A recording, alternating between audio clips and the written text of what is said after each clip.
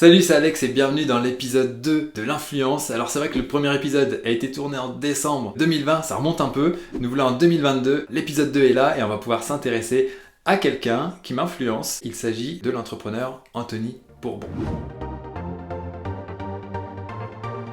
Pour le présenter rapidement, c'est le fondateur d'une boîte qui s'appelle Feed. Il est aussi investisseur dans plus de 40 boîtes. Vous l'avez peut-être vu dans l'émission Qui veut être mon associé sur M6, l'équivalent du Shark Tank français. Et il est plus récemment auteur. Bon, va falloir que j'achète le bouquin. Il vient de sortir un livre pour raconter son histoire. Alors déjà, comment je l'ai découvert? Eh bien, je l'ai, on va dire, rencontré entre guillemets dans une vidéo de David Laroche sur YouTube. Et puis cette vidéo m'a vraiment fait accrocher et j'ai enchaîné plusieurs autres interviews et podcasts ensuite. Il a eu un parcours difficile, une enfance et une adolescence assez compliquées, il a même été sans abri pendant un temps. À ce moment-là, il avait deux options sous la main, soit vriller, faire de merde sur merde et gâcher sa vie, soit s'accrocher et essayer des choses jusqu'à temps que ça marche. Si je vous parle de lui, c'est qu'il a fait ce choix-là. Et il y a aussi une femme, il le raconte, qui l'a poussé à faire ce bon choix et à lui donner confiance en lui, lui faire comprendre qu'il avait quelque chose qu'il ne fallait pas gâcher. Pour vivre, il a fait pas mal de petits boulots, il a aussi fait de l'immobilier et pour gagner du temps, lors des repas, il a commencé à concevoir des menus maison. Et c'est là que l'aventure Feed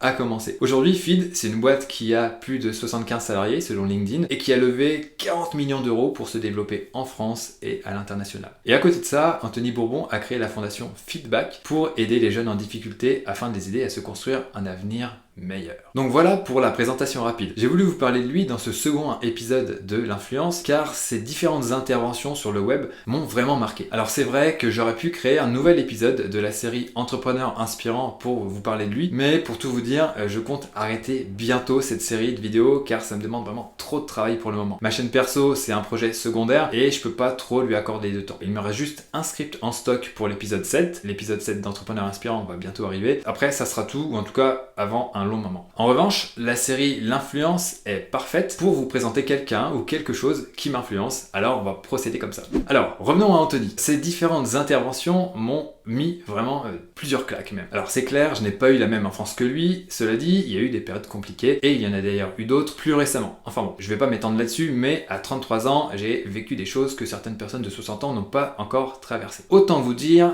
que ça forge. Toutes ces expériences ont fait naître en moi une certaine persévérance, une volonté de créer, de construire, de bâtir quelque chose de solide et qui, en même temps, me passionne tous les jours. Vous l'avez compris, c'est WP Marmite. Alors c'est sûr que bosser dans WordPress, c'est pas aussi sexy que de lever des millions et de passer à la télé, mais au ZEF. C'est pas ce qui compte. Chacun a ses ambitions. Anthony a pour objectif de peser 1 milliard pour prendre sa revanche sur la société. Ça n'est pas mon cas. Par contre, il y a un autre point sur lequel je suis vraiment aligné avec Anthony, c'est le fait de pousser au retour de la méritocratie. Si on est suffisamment bon dans un domaine, alors on doit pouvoir s'élever, on doit pouvoir percer. Anthony en parle dans le domaine de l'entrepreneuriat, notamment pour ceux qui lèvent de l'argent, mais ça doit être beaucoup plus large. Combien de personnes qui pensent différemment, qui sortent de la norme, qui sont des inventeurs, des scientifiques, des penseurs, mais aussi des entrepreneurs, sont ignorés ou mis sous le tapis parce qu'ils ne rentrent pas dans les bonnes cases. La forme est différente, mais franchement, on se croirait revenu dans une période pré-1789. Cette fois-ci, il n'y a plus de rois ni de nobles, mais c'est des castes de médiocres qui brident les innovateurs. Et en tout cas, voilà, c'est ma vision et je trouve que ça doit changer. Alors oui, ça ne se voit pas comme ça, mais j'ai des idées assez fortes sur certains sujets. Une autre facette intéressante d'Anthony Bourbon, c'est sa capacité d'écoute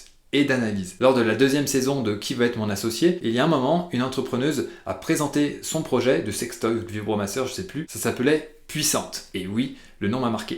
Quand tous les autres jurés étaient gênés, voire un peu moqueurs, Anthony, lui, a fait preuve d'un grand respect et il a donné des infos et des conseils très pertinents. Alors même s'il n'a pas investi, il n'était pas là à faire l'andouille, à faire le pitre, et il y avait vraiment un profond respect pour ce que cette personne avait déjà entrepris. Et franchement, à force d'écouter des interviews d'Anthony Bourbon, l'influence a fait son œuvre et j'ai fini par céder et tester. Alors bien entendu, je vous parle des produits Feed, pas du sextoy. Il incarne tellement bien sa marque que rien que pour ça, ça valait le coup de faire une commande test. Entre parenthèses, si vous voulez creuser ce concept de plateforme de marque dont il parle souvent, vous pouvez écouter le podcast de Danilo Duchesne si vous voulez creuser tout ça. Alors pour en revenir aux produits Feed, qu'est-ce qu'ils valent au final? Ça vaut le coup ou pas? Eh bien, j'en ai acheté plusieurs. J'ai pris des barres repas, donc là j'ai double choco crispy et là vanille pécan, donc là l'idée c'est de remplacer un repas par ça. Ça pèse 100 grammes, ça tient bien au ventre. Le seul truc c'est que en tout cas pour moi, ça m'écœure un petit peu quand j'arrive sur la fin. Il y a un petit arrière-goût que j'arrive pas à définir, je sais pas d'où vient ce goût. Peut-être que vous le sentirez pas, mais en tout cas voilà, j'ai un petit goût bizarre qui vient une fois que je mange ça. Mais en tout cas, bon, c'est pas désagréable non plus et c'est quand même très pratique. Il y a aussi des barres chocolatées, ils appellent ça des protéines shots. Donc là, 13 grammes de protéines sans sucre ajouté, double caramel, donc voilà, c'est assez bon. Alors j'ai pas tout sous le coude, hein, j'ai pas tout acheté, mais ça c'est vraiment, c'est bien en petit encas, en petit goûter si on a voilà, un petit creux. J'ai dit 3 fois le mot petit, je sais. Je préfère largement manger ça que de bouffer un Mars ou un Twix ou ce genre de conneries. D'ailleurs, je n'en achète pas, mais maintenant je préfère acheter des trucs feed pour des petits encas comme ça. Il y a aussi des boissons repas. Alors celle-là c'est au chocolat, j'ai bu celle à la vanille, ça se boit bien. Là il y a combien en volume? 500 ml, donc voilà, 1 demi-litre, ça tient au ventre, c'est assez consistant, il y a une bonne texture, en tout cas c'est très bon, c'est vraiment très pratique. Autre chose que j'ai acheté aussi, alors par contre je peux plus vous la présenter parce que j'ai tout mangé, c'est les petits sachets de granola pour le petit déj. Alors perso je suis pas trop fan, alors j'ai vu qu'il y avait 2 possibilités sur le site, j'ai pris ceux aux cacahuètes, donc voilà, c'était pas terrible, ça, je mettais ça dans du lait, mais peut-être qu'il valait mieux les picorer comme ça aurait été mieux, mais bon voilà, ça c'était pas terrible. Et l'autre chose que j'ai prise, c'est ça, le gros paquet de poudre pour se faire des boissons au repas. Donc là, ça c'est aux légumes, donc ça fait comme une soupe au final. Il y a la petite dosette, on met ça dans un shaker, on secoue. D'ailleurs, faites pas la même connerie que moi, commandez le shaker si vous prenez ce genre de truc là, parce que sinon c'est un peu galère à faire et vous allez plus perdre du temps, autant faire à manger, vraiment à manger. Donc ça c'est vraiment super pratique. Au niveau du goût, pour les légumes, ça va, ça passe, mais il faut bien faire son dosage. Enfin, de toute façon tout est bien écrit, mais moi j'ai essayé d'expérimenter un petit peu. Si vous mettez trop d'eau, voilà, ça va pas aller. J'ai essayé de faire chauffer aussi.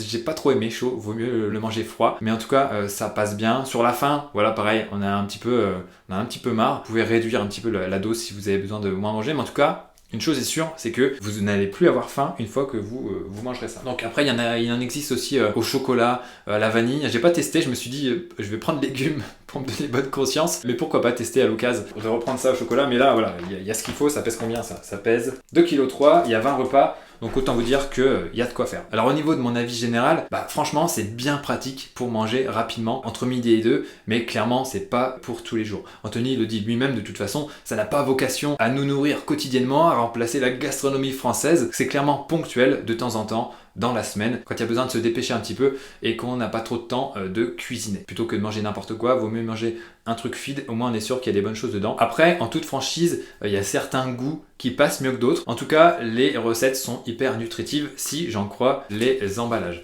Bon, ça ne vous aura pas échappé, je suis pas nutritionniste, je peux pas juger, mais on va leur faire confiance sur ce coup. Pour tout vous dire, j'en ai même refait une commande pour faire découvrir la marque à mon équipe lors du sommet Marmite qui aura lieu dans quelques jours. C'est un séminaire interne à l'entreprise. D'ailleurs, ça fait très longtemps qu'il devait être organisé, mais avec ce foutu Covid, ça nous a mis un petit peu dedans. Donc voilà pour l'épisode 2 de l'influence consacré à Anthony Bourbon, le fondateur de Feed. Je vous ai mis quelques liens d'interviews en commentaire pour le découvrir plus en détail si ça vous intéresse. Abonnez-vous à la chaîne, mettez un pouce bleu et dites-moi ce que vous en avez pensé en commentaire. Et sur ce, j'ai plus qu'une chose à vous dire, donnez tout et ne lâchez rien.